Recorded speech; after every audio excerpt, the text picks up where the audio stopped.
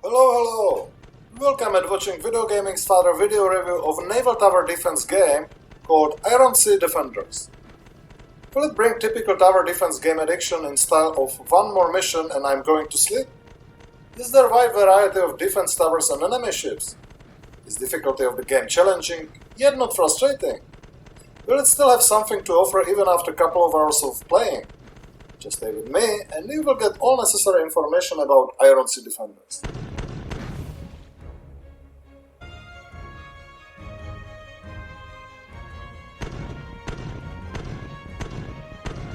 Is there any story in the game explaining who you are and who you are defending against your enemy?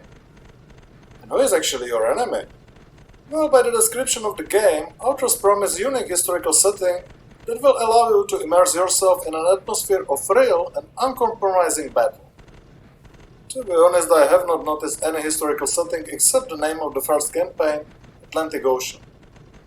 But it could be situated to any other ocean or sea, and you would not spot the difference, as there is actually nothing indicating Atlantic Ocean. Okay, let's skip the poor attempt for some story or historical background, and let's get to the gameplay itself.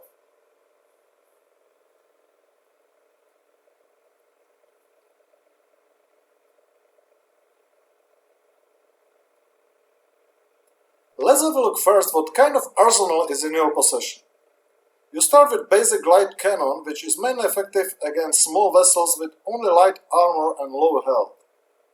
Then we have heavy cannon here, which is stronger with longer range than light cannon but slower.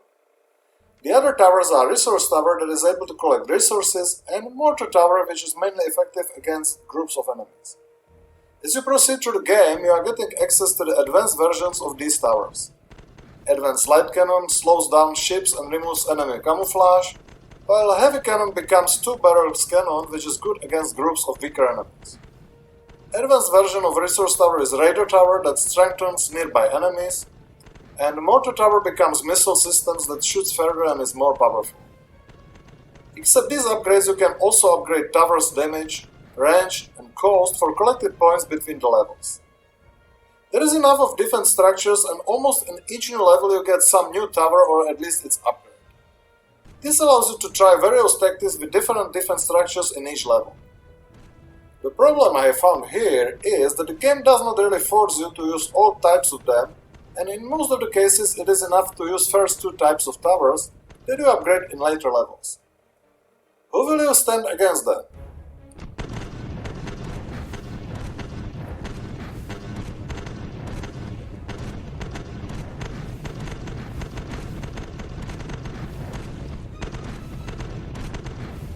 The arsenal of your enemy starts with light motorized boat, which is quick but also quickly gets destroyed. Then comes the corvette, which is fast with medium amount of health. Assault ship is slow but with heavy armor and a lot of health. Quite annoying repair ship, as it restores the health of its nearby allies, and even more annoying Tesla ship, which disables towers that are close enough for some time and can teleport its allies closer to your base. The last enemy I have discovered so far is Frigate, a strong opponent that improves characteristics of surrounding ships.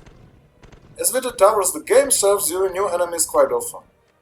Again, the problem here is that they are not very distinguishable and not so easily recognizable from each other. If I compare it to previously reviewed Kingdom Rush, the enemies just have no personality and are rather generic. There should be also airplanes in later levels, but I doubt that it will dramatically improve the situation. Now let's have a look at the gameplay itself.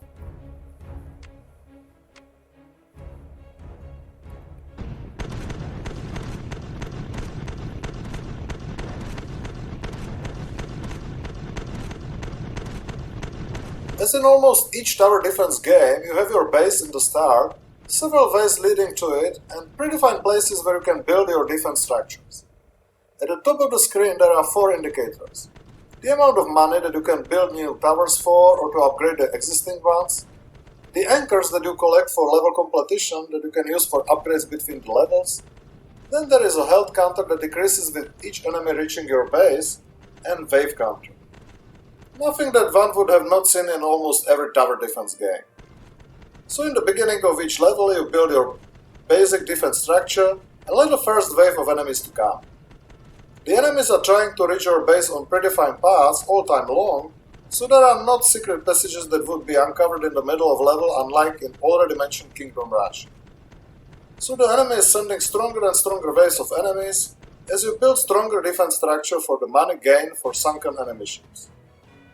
Are there any mechanics that prevent the game from early stereotype?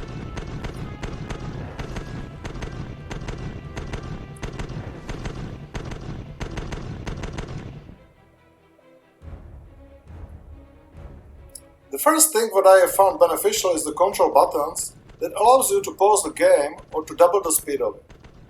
First option I have used quite often when I have a lot of money but was short on time to build or upgrade towers for them due to huge waves of approaching enemy ships. It is good that you can give these commands even when the game is paused, which means that the Iron Sea Defenders turns into more strategic game rather than just fast clicker.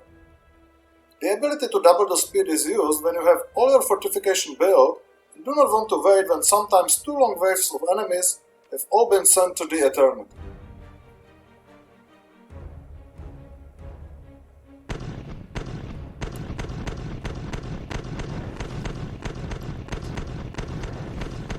There are also secret weapons that you can use from time to time as some kind of emergency brake when the enemies are too close to your base for your towers to handle them all.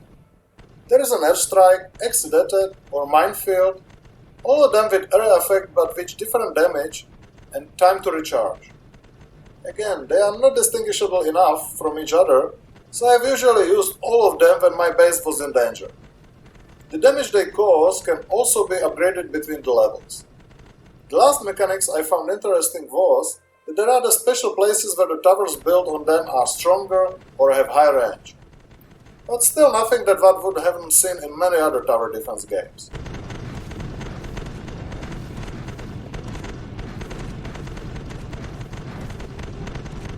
There is a classic 3-star systems in the game that determines how many anchors you will get for finished level. It is quite strict, to be honest, as you will not get 3 stars even if a single ship reaches your base. For the anchors received at the end of each level, you can upgrade the damage, range and cost of your defense structures, as I have mentioned before. There are also common upgrades like starting budget or health of your base. Nice but not innovative in any way.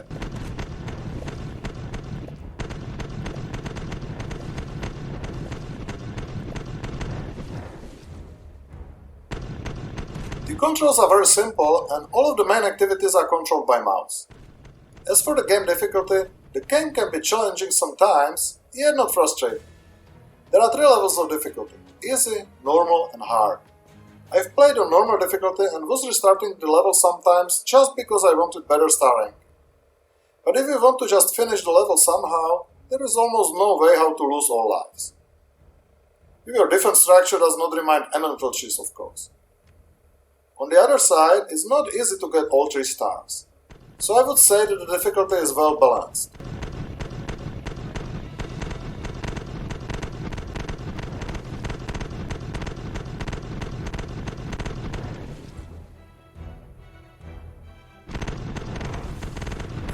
It's a part of the game originally designed for mobile devices, so you can hardly expect beautiful graphics with many effects and high-res textures.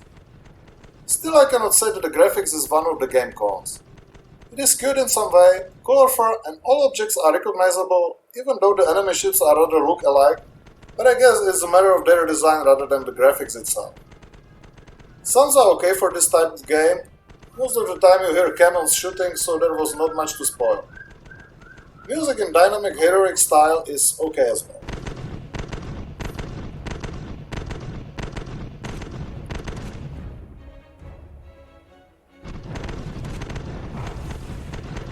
Time flies, and we are slowly getting to the final verdict. The idea of Naval Tower defense game is not bad, and I can imagine many refreshing mechanics that could be used in such game. Thunderstorms, sea monsters, various vessels with unique abilities and characteristics, and so on. Unfortunately, Iron Sea Defenders has not fulfilled its potential. The pros are the variety of defense structures and enemies, number of upgrades, time control mechanics, balanced difficulty and cute graphics. The cons are generic enemies with no personality, no need to combine all tower types, generic secret weapons, and in general the absence of something surprising and innovative. The short levels along with balanced difficulty make the game suitable for casual family playing, and the game itself is suitable for people who start with tower defense genre. Iron Sea Defenders cost €5 on Steam, but it is often discounted even by 90%, and for such price I can easily recommend it. And this is actually main factor why I can still give it thumbs up, and VideoGaming Father's index 6 out of 10. Take it when heavily discounted. Thank you for watching my Iron Sea Defenders video review. Please give it a thumb up if you have liked it at least a little bit, and you can also subscribe to my VideoGaming Father's channel to watch my other reviews. Bye bye!